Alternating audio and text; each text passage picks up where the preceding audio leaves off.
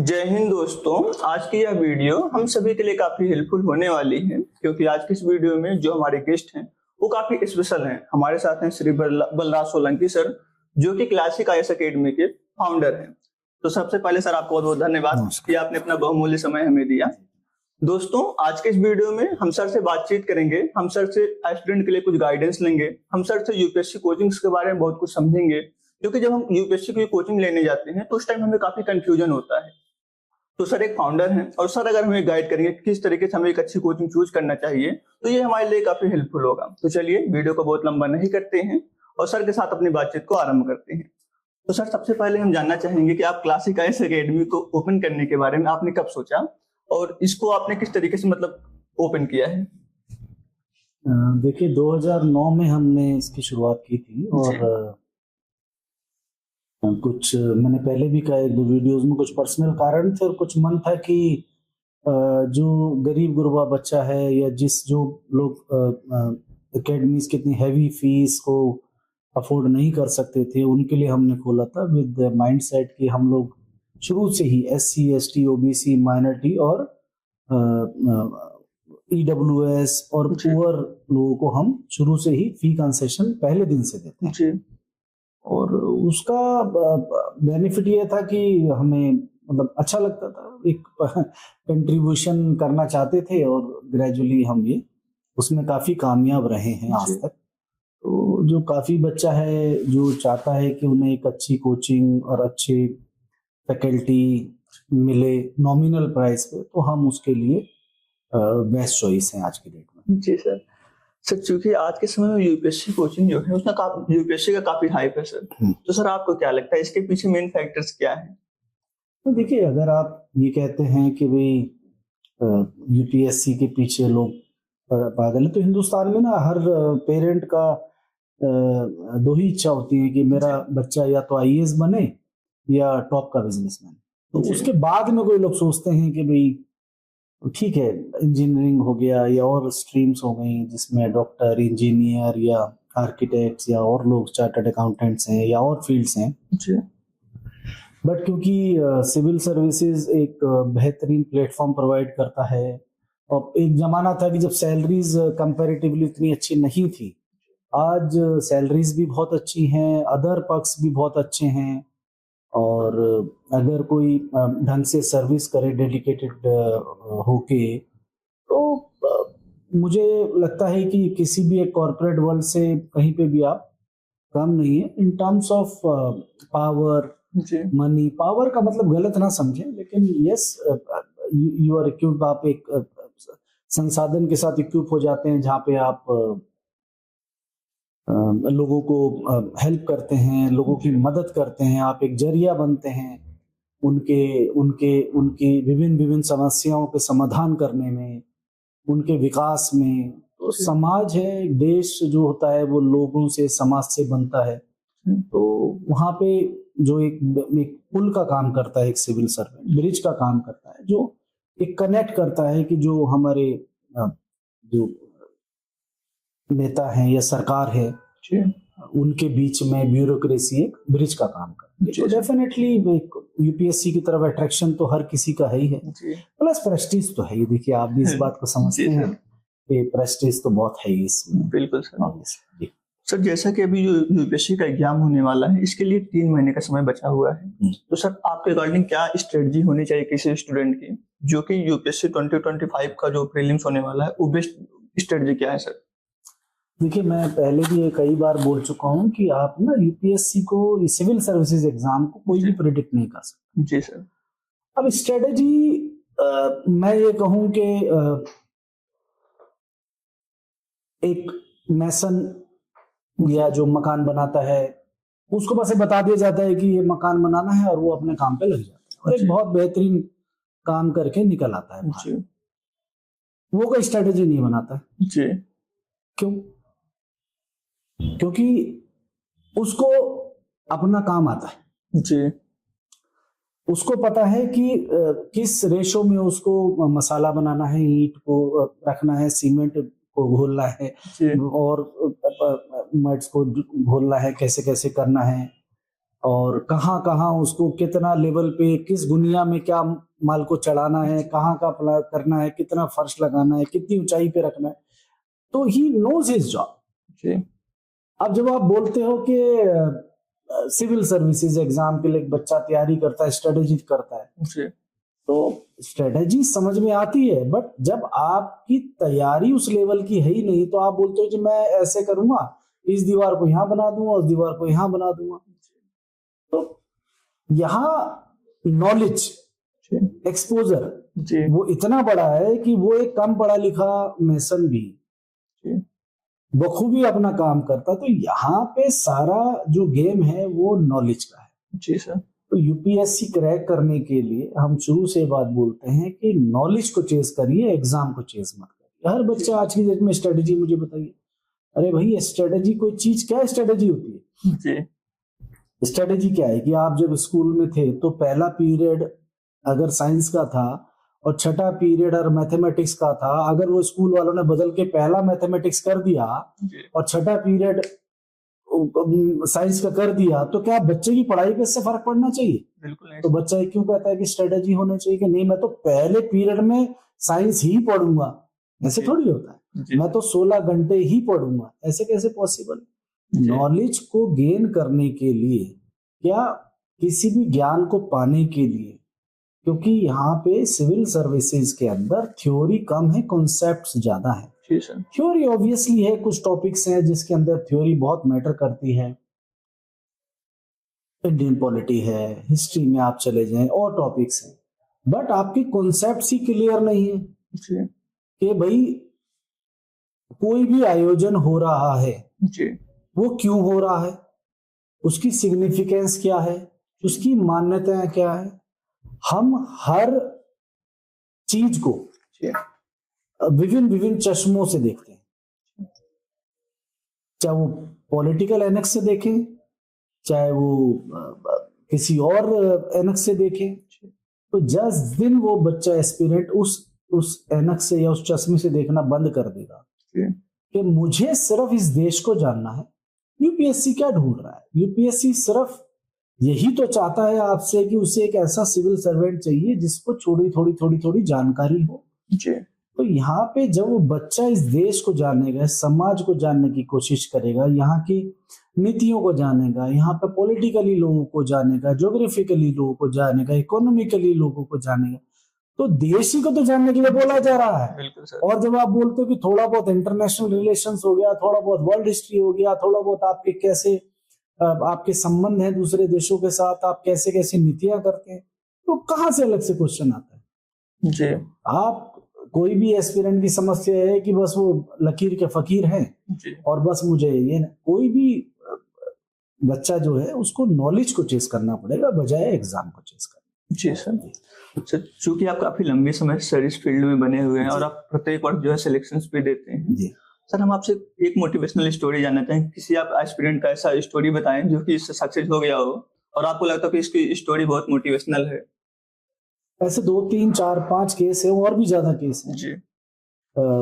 मैं पहले भी एक बार जिक्र कर चुका हूँ कि हम एक दिन जा रहे थे तो ऑफिस वालों ने बोला सर 2 लड़के मिलना चाहते हैं, छोड़ रहे जी। तो हमने कहा चलो मिल लेते हैं, अभी क्यों छोड़ रहे हैं आप? बोले जी हम नहीं कर पाएंगे, हमारे लिए बहुत मुश्किल है कॉम्पीट करना जी। जैसा कि आपने बोला जी एग्जाम टफ है, हमने कहा कोई टफ नहीं है, आप कोशिश करिए। तो उन दोनों में से मैंने उनको पूछा कि आप कहाँ नौकरी करते हैं? उन्होंने बोला हम पंजाब नेशनल बैंक में हैं। तो पंजाब नेशनल बैंक में क्या करते हैं? हम आईटी मैनेजर हैं। तो अनायास मेरे मुंह से निकला कि क्या तुम कभी चेयरमैन बन सकते हो अपने बैंक के जी। इसी पोजीशन पे रहते हुए? कहते सर बहुत मुश्किल है, नहीं हो पाएगा। तो हमने कहा ये एक एग्जाम है, इसको पास करके तुम फाइनेंस सेक्रेटरी तक बन सकते हो जी। तो उनमें से एक जो लड़का है वो तो चला गया, एक रुक गया, वो लगभग 3 साल तक एफर्ट करता रहा। आज वो जॉइंट कमिश्नर जीएसटी है जी, दिल्ली एनसीआर में ही। तो आता है, खुश होता है बहुत। ऐसे एक आईपीएस हैं, उनको भी हमने मदद किया, लेकिन वो लगे रहे जी। पहली बार फेल हुए, दोबारा फेल हुए, तिबारा उनको हमने थोड़ा डांटा, ये सब तो उनको समझ में आया कि हमें करना क्या जी। तो वो आज दिल्ली में डीसीपी हैं जी। तो नाम लेना ठीक नहीं होगा, ऐसे बहुत सारे लोग हैं जिन्होंने बिल्कुल हताश हो गए थे। स्टूडेंट हैं जो आए हमारे पास, जी एक दिन घर आए, बोले सर थैंक यू। मैंने कहा क्यों, अब तो तुम यार रेलवेज में लग गए हो, IRMS लगा है अभी 2-1 साल हो गए।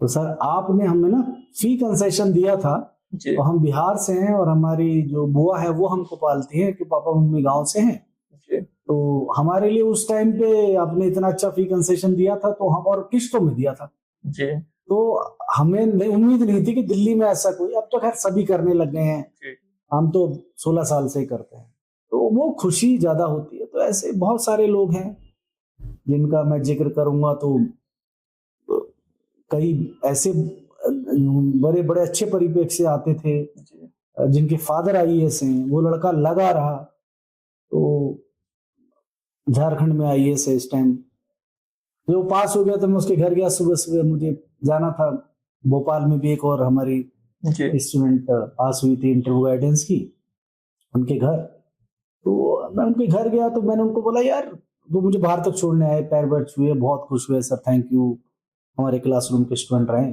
जी तो हमने कहा ये आसपास पता नहीं किसी को, अरे सर क्या जरूरत है किसी को बताने की। तो मतलब मैं इतना इतना प्रभावित हुआ उस लड़के से कि यार देखो, मैं अपनी टीम को भी ये बात चलते वापसी में बोला कि देखिए कितनी इस बच्चे में डेप्थ है कि इसने अड़ोस पड़ोस में किसी को नहीं बताया कि IAS बन, जी वरना अदरवाइज तो मतलब पूरा सब ढिंडोरा पीट देते हैं, ढोल बजने लगते हैं ये। और वो लड़का उस टाइम IPS बना था और फिर उसके बाद उसको IAS मिला, नेक्स्ट टाइम उसने इम्प्रूव किया, जी टॉप 100 में आया। उसकी वीडियोस भी हमारे पास है, उसने बोला हमें कि भाई मैंने यहाँ ऐसे ऐसे रहा। तो ऐसी अनगिनत स्टोरीज हैं जो बहुत ही जी विभिन्न परिप्रेक्ष्य से आए और आज मेहनत करके वो अच्छी अच्छी पोजीशंस पे हैं। जी सर। सर आप में एक सर सजेस्ट करें कि सर जो एस्पिरेंट होते हैं कई बार सर मिस्टेक्स करते हैं, बट सर आपके अकॉर्डिंग कौन सी कॉमन मिस्टेक है जो कि कोई एस्पिरेंट अगर सुधार ले तो सक्सेस हो सकता है? UPSC को प्रेडिक्ट करना छोड़ दो जी कि हिस्ट्री में से इतने क्वेश्चन आए पिछले साल, इस साल इतने आए उतने आए, अरे आप अपने पे फोकस करिए। जी कोचिंग को इतना बुरा कहते हैं सब लोग, हैरानी होती है। जी तो हम भी तो स्कूल जैसे ही है ना, स्कूल भी पैसे लेता, हम भी पैसे लेते हैं।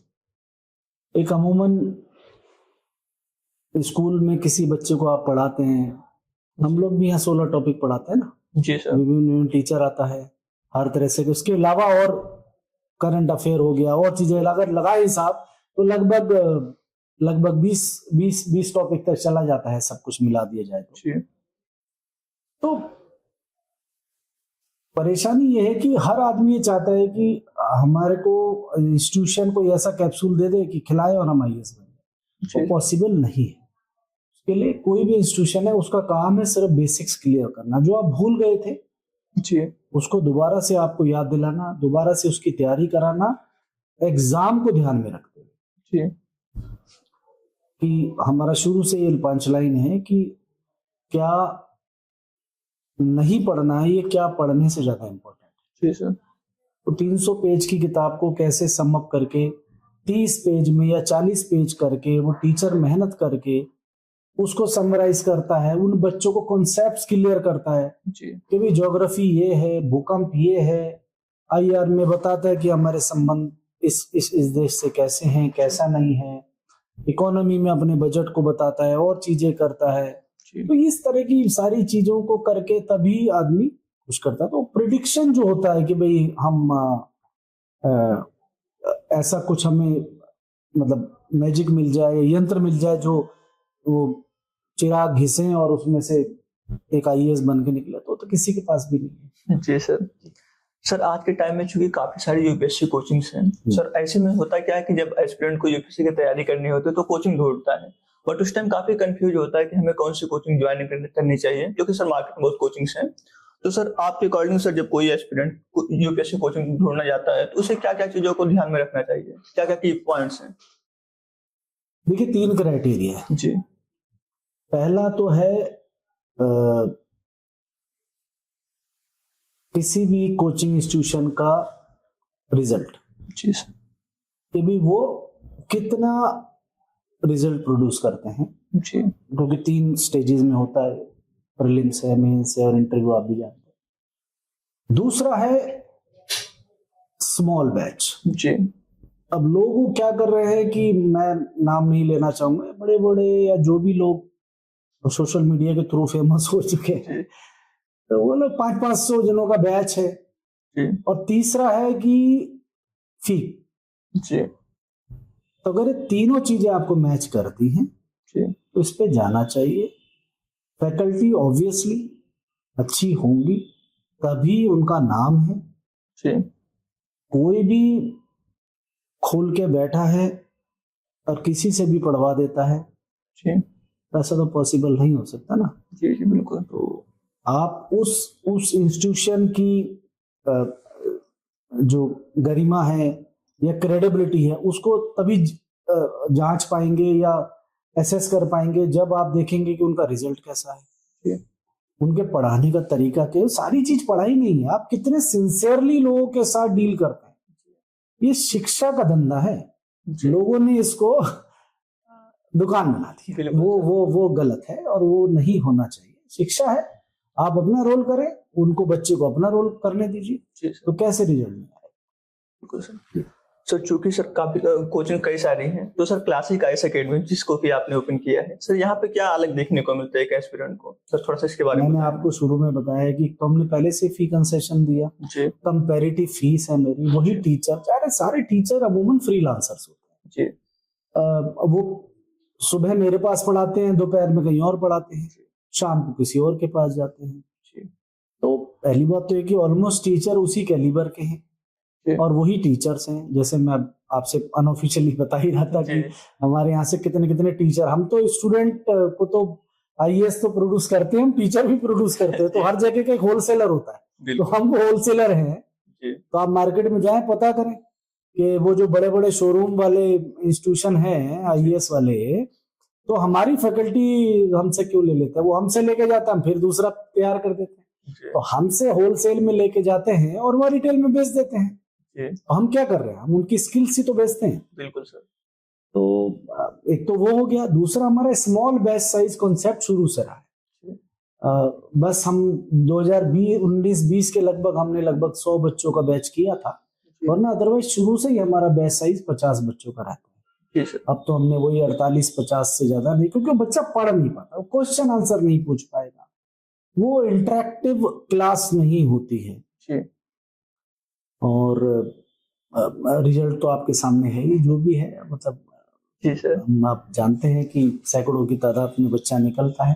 जी देखिए, हम गारंटी नहीं ले सकते किसी को, हम अपना रोल कर सकते हैं। हम बच्चे से चाहते हैं वो अपना रोल करे। जी सर और हमारे, देखिए, मैं यही बात कहता हूं कि लोग अलग अलग ग्रुप में अलग अलग कोर्सेज बेचते हैं जी कि भी आपने, हम ये कराएंगे वो कराएंगे, आंसर राइटिंग कराएंगे। अरे आंसर राइटिंग तो तब कराओगे जब आंसर आता होगा, जी और जब मुझे आंसर आता है तो मैं 12 साल स्कूल में आंसर राइटिंग तो सीखाऊं। जी सर आप मुझे बोले हम आपको खाना खाना सिखाएंगे। अरे मैं पागल है क्या। आप कुछ यूनिक चीज करिए जो मैंने कभी महसूस ना करी हो। आप मुझे बोले साहब हम कांटे चम्मच से आपको खाना सिखाएंगे, हम आपको इस तरह से पकड़ के इस तरह के उनसे खिलाएंगे, वो समझ में आता जो आपने नहीं किया, जो आप 12 साल से कर रहे हो, और उसके बाद भी आप बोलते हो कि साहब मैं आपको ये करना सिखाऊंगा। देखिए, जी तो ये तो फिर धोखाधड़ी है ना। बिल्कुल आप सर एनसीईआरटी पढ़ते आ रहे हैं बचपन से, आपने टेस्ट करे, बट यहाँ हम उसको एग्जाम को मद्देनजर रखते हुए पढ़ाते हैं, जी नथिंग एल्स। तो ये हमारी यूएसपी है। स्मॉल बैच है, फी कंसेशंस अच्छे हैं, कंपैरेटिव फीस है, जी ठीक है ना, पढ़ाने का एक माहौल है, पूरी टीम लगी हुई है, और बेस्ट रिजल्ट तो है काफी सालों से। जी सर। सर कोचिंग जो होती है अमूमन 3 सर उसमें चलती हैं, एक ऑनलाइन चलता है, एक ऑफलाइन, एक सर हाइब्रिड बैच चलता है जिसमें ऑनलाइन ऑफलाइन दोनों होता है। तो सर आपके अकॉर्डिंग सर क्या बेस्ट होता है किसी स्टूडेंट के लिए। मैं तो कहता हूं कि जब आपको जी किसी गंतव्य पे जाना है, पहुंचना है, जी तो ये डिपेंड करेगा जी कि आप कितनी जल्दी में तो मंजिल जो है वो बड़े आराम से अचीव होती है। जी अगर ये कहते हैं कि मुझे नहीं मैं तो ट्रेन से जाऊंगा, नहीं मैं तो हवाई जहाज से जाऊंगा, नहीं मैं तो चार्टर्ड प्लेन से जाऊंगा, नहीं मैं तो बस से जाऊंगा, जी तो माध्यम अलग अलग हो सकते हैं। जी वो ऑफलाइन हो सकता है, वो हाइब्रिड मोड हो सकता है, वो ऑनलाइन हो सकता है, लेकिन मंजिल तो एक ही है ना। बिल्कुल सर।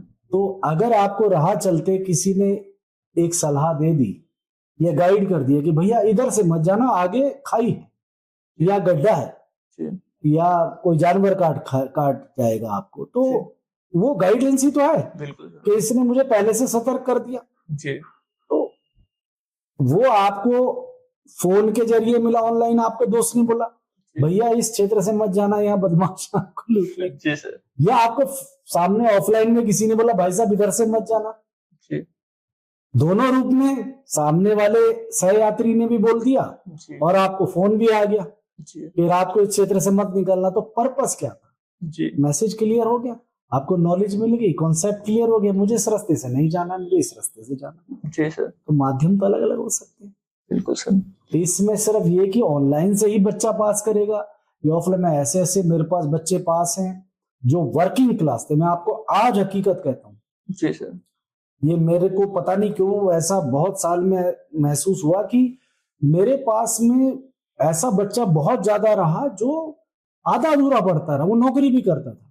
जी मतलब जैसे मैंने आपको एग्जांपल दिया है IRS लड़के का, इसका ये जो पंजाब नेशनल बैंक में नौकरी कर रहा है, जी शाम की क्लास में आता था, 6 से 8 का बैच था, भाग भाग के आता था, कभी नहीं आया का, तब तो हाइब्रिड मोड भी नहीं था, ऑनलाइन नहीं था। जी सर। IPS की बात कर रहा हूँ, कभी बेचारा भागा भागा आ रहा है, कभी छूट गई क्लास, अपने सहपाठियों के साथ साथ उनसे कुछ नोट्स ले लिए, कुछ खुद पढ़ा, क्योंकि उनको मैंने एक कॉन्सेप्ट क्लियर कर दिया जी कि नॉलेज किसी भी रूप में आप गेन कर सकते हैं। जी जरूरी थोड़ी कि क्लास में अगर आपका आधा अधूरा कुछ छूट भी गया है जी तो आप घर में तैयारी कर लीजिए, उसको मेहनत कर लीजिए। तो आपके, मुझे लगता है कि आपके क्वेश्चन का जवाब आपको मिल गया होगा कि माध्यम कुछ भी हो सकता है, मंजिल तो एक ही है। जी सर। सर अभी आपने बताया कि सर जो स्टूडेंट होते हैं वो सर कई लोग सर वर्किंग भी होते हैं। तो सर क्योंकि आपने लाखों एस्पिरेंट को गाइड किया हुआ है, आपने लाखों एस्पिरेंट को पढ़ाया हुआ है, सर आपके अकॉर्डिंग आपको क्या लगता है कि प्लान बी किसी स्टूडेंट को रखना चाहिए कि नहीं रखना चाहिए? देखिए, मैं ये समझता हूँ कि कोई भी बच्चा अगर सिविल सर्विसेज की तैयारी करता है, UPSC सिविल सर्विसेज की, जी, तो जब भी उसके पास टाइम हो, 1 साल अपनी लाइफ से निकाल ले। जी, हमारे लिए नहीं, अपने लिए, जी, और एक कोचिंग ले ले और उसके बाद अपने जो भी उसने कैरियर चुना है उस पे वर्किंग करता है, क्योंकि उसको हमने ट्रेन कर दिया। जी सर। एक क्रिकेट के अंदर कोच जरूरी होता है, किसी भी गेम के अंदर एक कोच चाहिए होता, तो आपको कोच चाहिए, तो कोच इज कोचिंग। जी सर। तो हम वो कोच हैं कि आपको कैसे खेलना है, क्या क्या दाव पेच अपनाने हैं, क्या क्या नहीं करना है, यही हम सिखाते हैं। जी सर। और हमने एक बार आपको ट्रेन कर दिया जी, तो प्रैक्टिस करिए। जी सर। ठीक है ना। तो आप जब, आपने कितने लोगों को देखा होगा, विराट कोहली को भी देखा है, वो प्रैक्टिस करते हैं, रणजी खेलते हैं। तो प्रैक्टिस, जब आप ट्रेंड ही नहीं हो जी, और आप बोल रहे हो कि नहीं मुझे आप बल्ला पकड़ा दीजिए और मैं इंडियन क्रिकेट टीम के लिए, कैसे पॉसिबल है? आप वो 125 की स्पीड पे बॉल आ रही है, 150 की स्पीड, किलोमीटर की स्पीड पे बॉल आ रही है, आप कैसे खेल लेंगे? गली क्रिकेट में और एक प्रोफेशनल क्रिकेट में जमीन आसमान का अंतर होता है। जी सर। तो प्रोफेशनली लोग इसको लें, ये एक बहुत ल्यूक्रेटिव कैरियर है। आप सब जानते हैं कि मतलब एक IAS बनना अच्छे हर किसी का सपना है। जी सर। और मैं ये समझता हूं कि उसमें एक 8 महीने से 10 महीने का हमारा एक कोर्स होता है। साल भर हम बोलते हैं, लेकिन 10 महीने के अंदर अंदर सारा कोर्स कंप्लीट हो जाता है। 2 महीने और चीजों में, प्रैक्टिस में और चीजों में, टेस्ट वगैरह ये सब में जुड़ा रहता है। हम तो उसके बाद भी मदद करते हैं, वी डोंट चार्ज, हम उसके बाद भी चार्ज नहीं करते।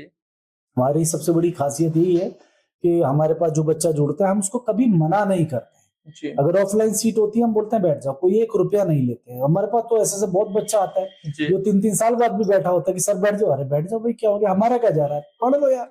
हमारा मकसद है यार तुम पास होने चाहिए। तुम्हें मन में नहीं रहना चाहिए कि पैसे या किसी और की वजह से मेरी पढ़ाई नहीं हो पाई, वो हो गया। इस तरह से आप कर सकते हैं। जी सर। सर चूंकि अब आपने प्रैक्टिस की बात की, तो सर आपके अकॉर्डिंग सर चूंकि यूपीएससी एग्जाम में प्रैक्टिस का बहुत बड़ा रोल होता है, तो सर हम आपसे ये जानना चाहेंगे कि सर पीवाईक्यू पहले कोई स्टूडेंट सॉल्व करे कि मॉक टेस्ट करे कि साथ साथ दोनों करे, सर एक अच्छा स्ट्रेटजी क्या होता है? देखिए, पीवाईक्यू आपको एक ओवरऑल आपको एक आंखें खोलने का काम करते हैं कि एग्जाम का पैटर्न क्या है जी किस एग्जाम किस तरह से बॉल किस तरह से आती है जी किस तरह से किसी को भाला फेंकना है जी माहौल क्या होता है जी ओलंपिक के स्टेडियम का माहौल क्या होगा जी तो आप उसके लिए तैयारी करते हैं जी और उसके साथ साथ आप अपने प्रीलिम्स की तैयारी करते हैं और मेंस की तैयारी करते हैं। तो आजकल तो ये देखा गया कि प्रीलिम्स ज्यादा मुश्किल हो गया है बजाय मेंस के, जी तो क्योंकि बच्चा अपने आप को बांध लेता है। जी तो बांधे नहीं। मैं ये जानता हूं इस देश में, ये मेरी बात लिख लीजिएगा, जी इस देश में पिछले 2 साल में जी जो भी घटित हुआ है जी वो घटना अगले प्रीलिम्स में आपका क्वेश्चन है 2 नंबर का। जी ये जी सर। पॉसिबल ही नहीं है। यूपीएससी क्या अलग से छांट के लाता है क्वेश्चन? जो एग्जाम सेट करते हैं वो क्या अलग? अरे सब वही अखबार में आता है, वही न्यूज है, जी सर। वही सब पूछा जाएगा, बट ट्रिकी तरीके से पूछा जाता है। तो अगर आपको नॉलेज है तो आपको पता होगा। जी सर। सर अभी आपने न्यूज की बात की तो हमारे मन में एक क्वेश्चन सर और आ गया। सर न्यूज के लिए सर आज जो करंट अफेयर होता है उसके लिए सर कोई स्टूडेंट जो है सर वो किस चीज पे फोकस करे? न्यूज़पेपर पे कि सर ये मंथली करंट अफेयर जो आता है तो किस पे सर फोकस करना मैं तो कहता हूँ रोज न्यूज डिबेट सुनो। अच्छा सर। खूब सुनो, जी खूब जूत बाजारी होती है टीवी चैनलों पे। जी सर। तो आपको ज्ञान तो मिल रहा है ना। जी आप अगर उसमें कोई ये पॉलिटिकल एंगल को छोड़ दें, जी आप किसी रिलीजियस एंगल को छोड़ दें, तो आपकी जानकारी कितनी बढ़ती है। वो प्रवक्ता जब बोलता है, आपको याद है उस जमाने में उस संसद के अंदर आपके प्रवक्ता ने ये बात बोली थी, या एलओपी ने ये बात बोली थी, या सरकार ने ये किया था, तो आपका नॉलेज बढ़ता है ना। तो वो नॉलेज ही तो बढ़ाना है ना, वो किसी भी रूप में हो सकता है। तो समस्या यही है कि हम करंट अफेयर में, अरे हमने 2 साल में अखबार पढ़ी है। News is a news. एक पर्टिकुलर अखबार बहुत ही फेमस और इनफेमस अखबार है, बस उसी के पीछे पड़े रहेंगे। अरे एनालिसिस तो आप तब लिखेंगे जब आपको पता होगा कि किसी भी घटना या किसी भी इंसिडेंट के बारे में आपको नॉलेज होगी। नॉलेज नहीं तो आप ऐसे में क्या करेंगे? जी सर। आप सिर्फ एक भारत पाकिस्तान और भारत चाइना के अलावा आप इंटरनेशनल रिलेशन पे बात करके दिखा दें किसी से। आप श्रीलंका भारत का रिलेशन पूछ लें, बच्चे से एक बार आप पूछिए वो कुछ बोल ही नहीं पाता है। मतलब ये रट्टाफिकेशन नहीं चलता है, रट्टा नहीं चलेगा। यहाँ आपको कॉन्सेप्ट्स क्लियर करने कि श्रीलंका कहाँ मौजूद है, क्या क्या उसकी हिस्ट्री है, आज वो कहाँ खड़ा है, हमारे देश के साथ उसके कैसे स्ट्रेटेजिक टाइज हैं, हम उसके साथ किस तरह से व्यवहार रखते हैं। बस हमने सिर्फ ये देख लिया कि मालदीव्स के साथ ये हो गया तो हमारे माननीय प्रधानमंत्री जी लक्षद्वीप चले गए, तो बस। लेकिन हम उसमें ऐसा थोड़ी कि हमने उनसे रिश्ते ही तोड़ दिए। उसके बाद भी हम उनके प्रीमियर को इंडिया में आने के बाद इतना जोरदार स्वागत करते, क्या बात करते। जी सर। अब बच्चा उसको सिर्फ उसी एंगल से देखता है, उस चश्मे से देखता है, वो नहीं छोड़ना पड़ेगा। तो news is a news, whether it is in times of India और हिंदुस्तान टाइम्स और नव भारत टाइम्स और द हिंदू, कहीं भी। सर हमने कई एस्पेक्ट पे बात किया। सर अगर लास्ट में अगर आप कुछ एस्पिरेंट को सजेशन देना चाहें तो सर प्लीज। नहीं, मैं तो यही कहूंगा कि this is the most easiest exam in the world. जी। आपके सामने खुली किताब है जी, जहां आपको बोला जा रहा है कि भाई आप अखबार के जरिए, न्यूज चैनल के जरिए, किसी भी रूप में। एक जमाना था हमारे टाइम पे जब हमारे पास कोई एक्सेस नहीं थी, जब हम लोग हमारे पास गूगल नहीं था। आज तो आप कुछ भी गूगल करिए, 1 मिनट में आपको इंफॉर्मेशन मिलता है। तो इस जमाने में भी अगर किसी एस्पिरेंट को डिफिकल्टी होती है, क्योंकि मैंने एक ही चीज देखा, मैं आपको एक और करेक्ट कर देता हूं, या आई एम सॉरी एक बात बता देता हूं कि जो there is a very thin difference between successful and unsuccessful, that is only determination. IAS बनने के लिए पढ़ाई नहीं चाहिए, जी आईएएस बनने के लिए लगन चाहिए। जी मेरे पास से आज तक जितना आईएएस बच्चा बना है, सिविल सर्वेंट जो भी बना है, जी वो बच्चे में, और जो अनसक्सेसफुल रहे, देखिए बदकिस्मती किसी के साथ नहीं हो जी सकती, उसका दिन खराब हो सकता था, कुछ हो सकता था। फर्क इतना था उस बच्चे में कि वो बच्चा बहुत डेडिकेटेड था। जी उसकी भूख उस सीट को पाने की बहुत ज्यादा थी। जी सर। तो जब वो भूख होती है तो फिर आप घी वाली रोटी या मलाई वाली सब्जी या पनीर वाली सब्जी नहीं देखते, आपको उस टाइम पेट भरना है। जी तब आपकी जब भूख बड़ी है, जब आपकी लालसा बड़ी है, जब आपको पता है, हम ये नहीं कह रहे कि लोग पागल हो जाएं उसके पीछे, नहीं, इसको प्रोफेशनल तरीके से एग्जाम को लेना पड़ता है, बड़ी ही समझदारी से समझना पड़ता है, बहुत ही छोटे छोटे स्टेप्स के साथ बढ़ना पड़ता है, मतलब बहुत छोटे छोटे स्टेप्स लेने पड़ते हैं। हर आदमी सोचता है कि मैं एक छलांग लगाऊं और आईएएस बन जाऊं, तो पॉसिबल नहीं है साहब। जी कोई भी दूरी को पार करने के लिए एक समय लगता है, और इतना भी मतलब पागल नहीं हो जाना चाहिए कि अगर मैं आईएएस नहीं बना तो क्या होगा। जी सर। बहुत लोग आते हैं परेशान रहते हैं, हम कहते हैं नहीं, आप इसको छोड़िए, अपने कैरियर पे फोकस करिए, हम आपको ट्रेन करेंगे, आप प्रैक्टिस करते रहिए। और वाकई हम बता रहे हैं, ऐसा बहुत बार मैंने देखा कि हमें भी बाद में पता लगा, अरे ये 4 साल पहले बच्चा हमारे पास पढ़ता था, आईएएस बना, हमें ही नहीं पता था, अरे सर मैं तो आईएएस बन गया, आए, अरे अरे अरे बड़ी खुशी, बड़ी खुशी। जी सर। यही होता है। तो हम तो यही बोलेंगे कि अपने आंख, नाक, कान, दिमाग को खुला रखें। कोई 16 घंटे पढ़ने से आईएएस नहीं बनता है। ये 2 घंटे का क्लासरूम की स्टडीज और 2 घंटे का रिवीजन बहुत है। 2 घंटे रिवीजन की जरूरत ही नहीं है। अगर आपका आपका आपका माइंड खुला है, आपका दिमाग खुला है, और आप चीजों को समझने की कोशिश करते हैं कि इस देश में क्या चल रहा है, हमारा समाज किस तरफ है, लोग क्या है, आपको किसी भी क्वेश्चन के आंसर को रट्टा मारने की जरूरत नहीं है। मैं तो ये समझता हूँ, और इस प्रकरण में लगभग 16 साल हो गए हैं, और यही एक हम गुरु मंत्र दे सकते हैं, और कुछ नहीं। सर चूंकि जब हम आपसे बात कर रहे हैं अभी, तो सर हमें ये जो क्लासिक आईएएस एकेडमी है ये काफी अच्छा लगा। तो सर अगर कोई स्टूडेंट इस वीडियो को देख कर क्लासिक आईएएस एकेडमी ज्वाइन करना चाहे तो सर उसके लिए क्या सर बेनिफिट है?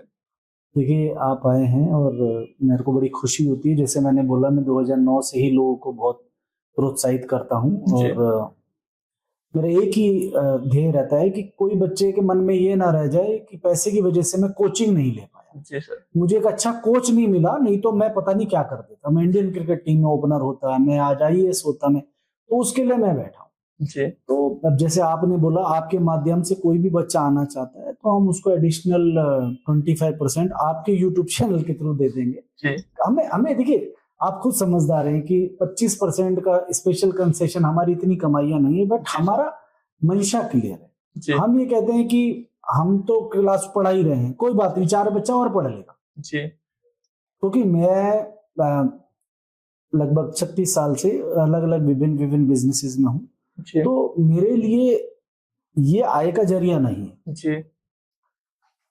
शायद बाकी कोचिंग इंस्टीट्यूशंस के साथ हम इसलिए डिफरेंट है कि उनका सिर्फ आय का जरिया वो है, तो इसलिए वो अपना, आई एम सॉरी कहना नहीं चाहिए कि उल्टे सीधे तरीकों से एडमिशंस को लेने में रहते हैं। हम नहीं करते, हमारे को ये है कि हमें अच्छा पढ़ाई कराना है, बच्चे को मेहनत करना है। फेल और पास की गारंटी ना वो ले सकते ना मैं ले सकता, तो हम लेवल प्लेइंग फील्ड में हैं, ठीक है ना। तो यहाँ हम ये कर सकते हैं कि किसी भी बच्चे को अगर ये लगता है कि भाई कुछ भी, और देखिए मैं ये बात बोलता हूं कि अगर कोई आता है तहकीकात करने या जानने, पता करने, तो हम जबरदस्ती से उसको पकड़ के एडमिशन नहीं कर देंगे। अगर किसी के मन में कोई डाउट है फीस को लेकर, किसी और क्रेडिबिलिटी को लेकर, कोई और चीज जानना चाहता है, जब तक आप घर से निकल के पता नहीं करेंगे, चाहे वो कोई भी वस्तु, कोई भी चीज हो, तब तक आपको कैसे जानकारी मिलेगी? तो आप आए, मिले, बैठे, समझे, एडमिशन ले ना ले, हमें कोई फर्क नहीं पड़ता है। हम चाहते हैं कि हम अपने इस माध्यम से जितना आपको बेनिफिट करें, हमें शायद पैसे से ज्यादा आपके रिजल्ट की लालसा है। जी सर। आज लगभग किसी भी रूप में लगभग 400-500 बच्चा आज हमारे यहाँ से पास है, तो हमें बड़ी खुशी होती है। हम कहीं जाते हैं मैं आपने जो एक जिक्र किया कि हमारी एक मोटिवेशनल, वो लड़का IAS बार बार ये बात मुझे जब भी मिलता है बोलता है, सर जब भी मैं गाड़ी में बैठता हूँ या जब भी मेरा अर्दली या मेरा जूनियर स्टाफ मेरा उस दरवाजा खोलता है या मेरी फाइल पकड़ता है तो मुझे हमेशा आपकी याद आती है कि आप मुझे बोलते थे कि नहीं कर ले, फायदे में रहेगा। तो यही छोटी छोटी खुशियां होती हैं। बाकी तो हम पूरी कोशिश करेंगे कि आपके माध्यम से भी कोई बच्चा आता था, मैं एडिशनल उसको 25% का फी कंसेशन दे देंगे, जो हम रेगुलर फी कंसेशन के अलावा। ठीक है सर, आपने हमारे माध्यम से 25% का डिस्काउंट अलग से अनाउंस किया, इसके लिए आपको बहुत धन्यवाद। प्लीज आप आए, आप जो भी भागीदारी, देखिए मैंने आपको सर बोलने से नहीं है कि आप लाइए, मैं तो कह रहा हूँ आप लाइए जी। हम उन लोगों की तरह नहीं है कि आप आइए हम आपका टेस्ट लेंगे, टेस्ट में आपके 70% आए तो इतना डिस्काउंट नहीं जी। हम 16 साल से बच्चा आता है, हम उसको हमारी टीम ही असेस कर लेती है जी। तो आप हमें ये बताइए तो कोई कितने लोग थे जिन्होंने कहा साहब मेरा फादर रिक्शा चलाता है, साहब मैं सिर्फ 20,000 रुपए दे सकता हूँ जी, मैं सिर्फ 10,000, आप विश्वास करेंगे मैंने पिछले महीने 11,000 रुपए में एक एडमिशन लिया ऑफलाइन का जी। सर वो बच्चा इतना गरीब था कि हमने कहा नहीं, इसके मन में इच्छा नहीं बननी चाहिए। उसने कहा मैं हर महीने 1,000 देंगे, तो कोई बात नहीं आप पढ़िए जी सर, पैसा बाधा नहीं बनना चाहिए, पैसा बाधा नहीं बनना चाहिए। तो वहां आपको खुशी होती है कि ये बालक है, बालिका, बच्ची है, मेहनत कर रहे हैं, हमें भी पता है कि वो पास करेगा नहीं करेगा, लेकिन इसके मन में ये नहीं होना चाहिए कि मैं इस प्रतियोगिता में पार्टिसिपेट नहीं कर पाया क्योंकि मेरे पास पैसे नहीं थे, मैं एक अच्छा टीचर नहीं अफोर्ड कर पाया क्योंकि मेरे पास पैसे नहीं थे, मैं एक अच्छी कोचिंग ले लेता तो मैं IIT क्रैक कर जाता, मैं अच्छी कोचिंग ले लेता तो IAS बन जाता। नहीं, आप आए, आप हमारे यहाँ असेसमेंट भी नहीं है जी। आप बस अपना क्वेश्चन रेज करें, हम देखेंगे, हाथ के हाथ हम आपको कंसेशन ऑफर करते हैं। यही डिफरेंस है बाकी एकेडमीज में और हम में, हम किसी भी रूप में उसको जा सकते हैं। तो आप 100, 200, 500, 1000 आप आए तो सही, आप आगे बढ़े, मैं बैठा हूं पढ़ाने के लिए और पता नहीं कितने हजारों लोगों को मैं फी कंसेशन देता हूँ। आज भी मेरी क्लास में कम से कम बहुत बच्चा फ्री में पढ़ रहा है जी।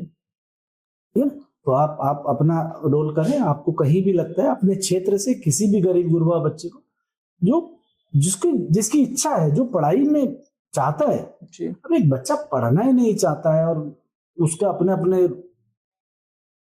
एप्रीहेंशंस हैं तो वो नहीं पॉसिबल है। सर आपका बहुत बहुत धन्यवाद कि आपने अपना बहुमूल्य समय दिया। तो दोस्तों हमने देखा कि सर ने हमें काफी कुछ गाइड किया यूपीएससी एग्जाम से रिलेटेड, यूपीएससी कोचिंग से रिलेटेड। तो अगर आपके मन में अभी भी कुछ डाउट बचा हुआ है तो आप कमेंट बॉक्स के अंदर हमसे पूछ सकते हैं, हम कोशिश करेंगे कि उसका टाइम से रिप्लाई दे पाएं। तो दोस्तों आपको ये वीडियो कैसी लगी, आपको जो सर ने गाइड किया वो कैसा लगा, हमें आप कमेंट बॉक्स में बताएं। मिलते हैं नेक्स्ट वीडियो में, तब तक के लिए धन्यवाद।